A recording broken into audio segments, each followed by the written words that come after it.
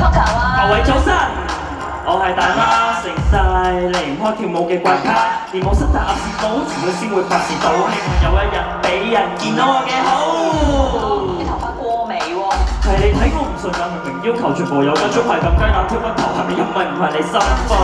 哇！請你坐翻低先啊！睇到咁嘅話咧，你係冇入到學生會㗎啦。喂，呢樣又唔俾，嗰樣又唔俾，係咪想抹殺晒我所有可能性？想我死先。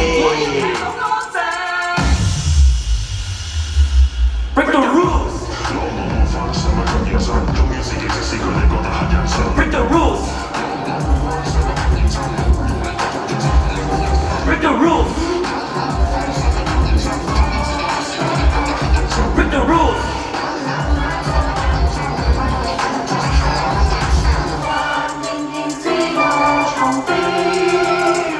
聽講有新同學喎，好似幾靚女添喎。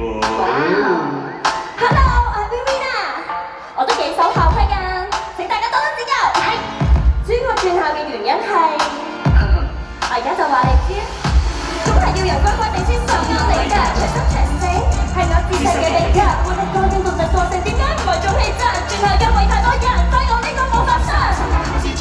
而佢對宿舍養成，俾人討厭都願意成為複雜品，成年 Vivian 幾咁得，唔會隨便俾人恰，自作始終如一，依然睇開會花。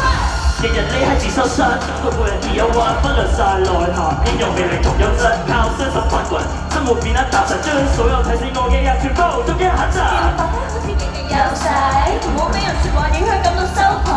睇住我哋完美殺到，才完美踏步，難得應付大多數人所謂嘅黑兔。